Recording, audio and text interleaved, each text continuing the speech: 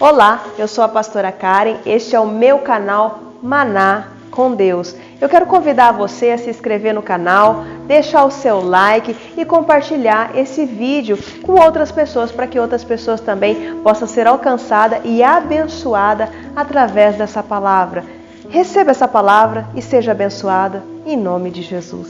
Bem, a palavra que eu quero compartilhar com você se encontra em 1 Reis, no capítulo 19, o versículo 8, que diz assim: E levantou-se, pois, e comeu e bebeu, e com a força daquela comida caminhou 40 dias e 40 noites até o monte Horebe, o monte de Deus. E no versículo 11 diz assim: E lhe disse ele: Sai para fora e põe-te neste monte perante a face do Senhor. E eis que passava ali o Senhor, como também um grande e forte vento que fendia os montes e quebrava as penhas diante da face do Senhor. Porém, o Senhor não estava no vento. E depois do vento, um terremoto, também o Senhor não estava no terremoto. E depois do terremoto, um fogo, porém também o Senhor não estava no fogo. E depois do fogo, uma voz mansa e delicada. E sucedeu que, ouvindo a Elias, envolveu o seu rosto em uma capa e saiu para fora e pôs-se à entrada da caverna. E eis que veio a ele uma voz que dizia: Que fazes aqui, Elias? Bem, eu quero compartilhar com você essa palavra do profeta que adoece. Um profeta, um homem de Deus que tem a sua alma adoecida pela frustração e pela decepção. Quando nós olhamos para essa palavra, nós podemos nos identificar com ela muitas vezes e podemos ver que muitas pessoas estão na mesma situação do profeta, porque quantas pessoas fazem a obra do Senhor, estão na presença do Senhor, mas estão com a sua alma exatamente como Elias estava.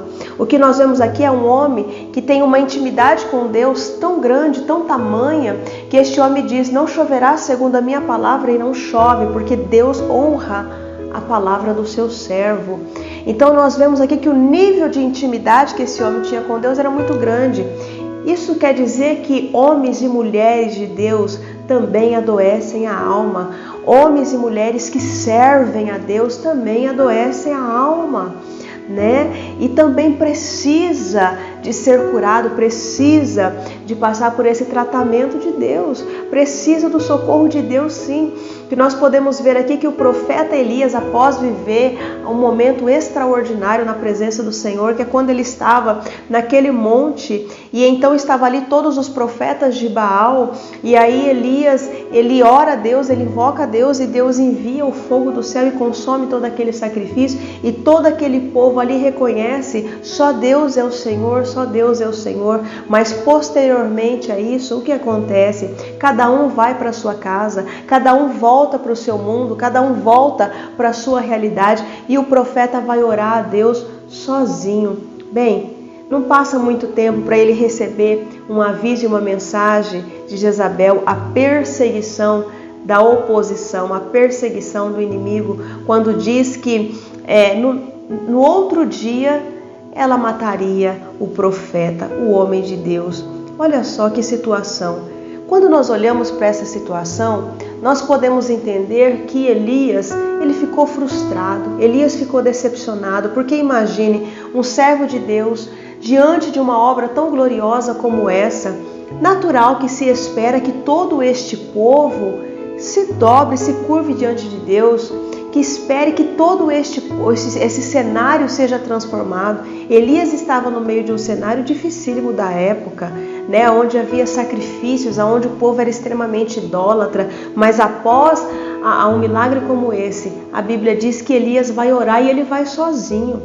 O povo não vai orar com Elias, Elias vai orar sozinho. Então observa que houve uma frustração, aí depois vem a mensagem. Por que não pensar que Elias também imaginou que todo esse cenário seria transformado após a demonstração da grandeza do poder de Deus, que também diz respeito e abrange Acabe e Jezabel?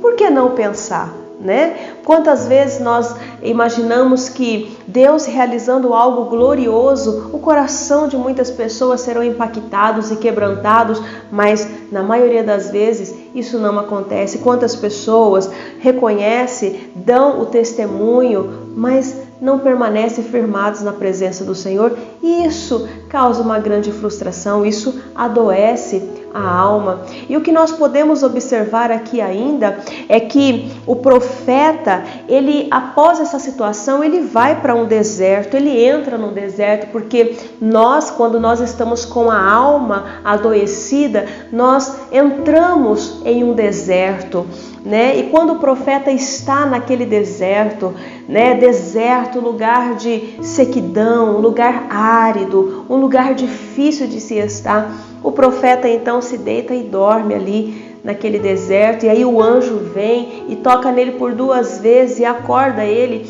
e a Bíblia vai dizer que o anjo traz até ali pão cozido numa brasa. Ora, pão cozido em uma brasa. O que nós podemos ver aqui é que o anjo vem para alimentá-lo, mas ele se alimenta e dorme novamente, porque às vezes a alma está tão adoecida, está tão abatida, está tão ferida, que mesmo alimentando ainda não é o suficiente para viver o processo da cura.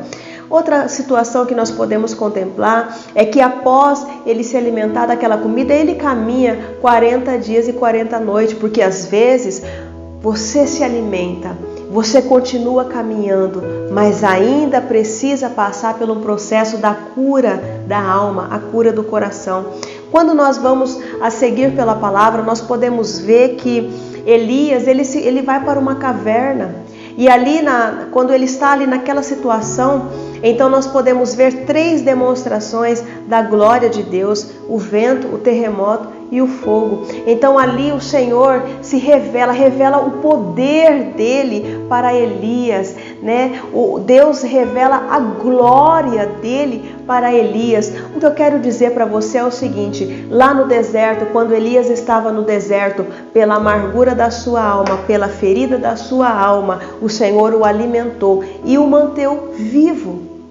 O profeta foi mantido vivo através daquela comida, e ele ainda conseguiu continuar caminhando ao longo da sua jornada com a força daquela comida. Quando nós estamos no deserto, o Senhor nos alimenta para nos manter vivo.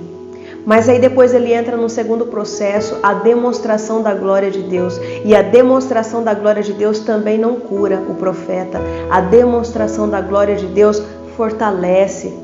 Quantas vezes o Senhor nos concede algumas experiências com Ele, e essas experiências têm como principal objetivo fortalecer o nosso espírito, e de fato fortalece o nosso espírito, mas ainda não é a cura, ainda não é o suficiente para curar a nossa alma. E aí então vai dizer o texto que Elias ouve uma voz mansa e suave, e o Senhor diz para Elias: Elias, o que fazes aqui? Em outras palavras, o Senhor está dizendo: olha, você está no lugar que você não deveria estar. Você está no lugar prostrado.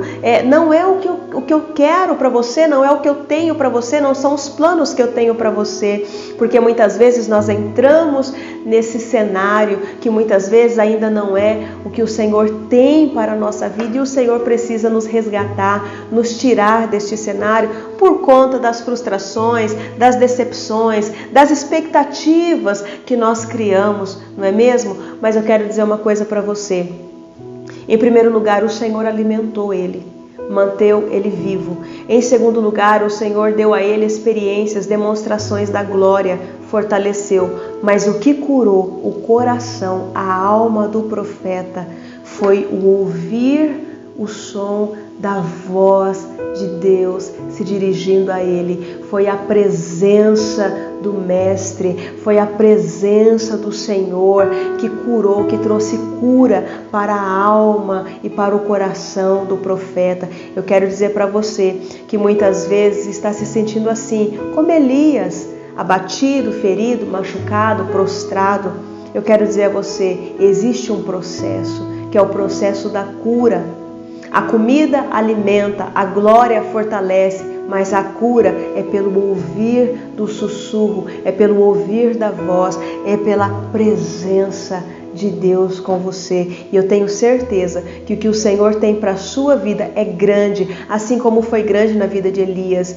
Na verdade, o Senhor alargou as tendas de Elias, porque depois desse processo, ainda o profeta realizou uma grande obra para a glória de Deus. E eu creio que também o Senhor irá realizar uma grande obra na sua vida para a glória de Deus. O Senhor, Ele não trará a cura para você. O Senhor, Ele é a cura para a sua alma. E este é o maná que eu gostaria de compartilhar com você. Feche os seus olhos aí aonde você está. Eu quero orar por você neste momento. Querido e amado Deus, eu uno a minha fé com a fé desta pessoa que está me ouvindo neste momento. Senhor, aonde quer que ela esteja, Pai, que a Tua mão possa alcançá-la, que o Teu poder possa abraçá-la. Pai, em nome de Jesus, que o Senhor venha trazer o fortalecimento da alma, que o Senhor venha trazer a cura da alma. Senhor, que o Senhor possa se revelar, que o Senhor possa se apresentar, que o Senhor possa trazer, Pai Santo, um novo tempo, um tempo de restauração, um tempo, Senhor, de contemplar, Senhor, a glória do Senhor, o poder do Senhor. Pai Santo, em nome de Jesus, Pai, Tu és a cura, Senhor. Venha curar, Pai Santo, esta alma, este coração abatido, cansado, desfalecido. Ó Deus, sustenta, Pai, vai à frente, que haja um encontro. Ó Deus, que haja, Pai Santo, este contato, Pai, essa proximidade contigo, Pai amado. Traga vida a esta alma, Senhor, e cumpra todos os teus propósitos, porque grande é a caminhada. Ó Deus, eu apresento esta pessoa diante do trono, diante do teu altar. Sustenta, Pai, com a tua mão forte, Pai, porque tu és o Deus Todo-Poderoso, que não desampara o seu povo. Em nome de Jesus, amém e graças a Deus. Que Deus abençoe a sua vida.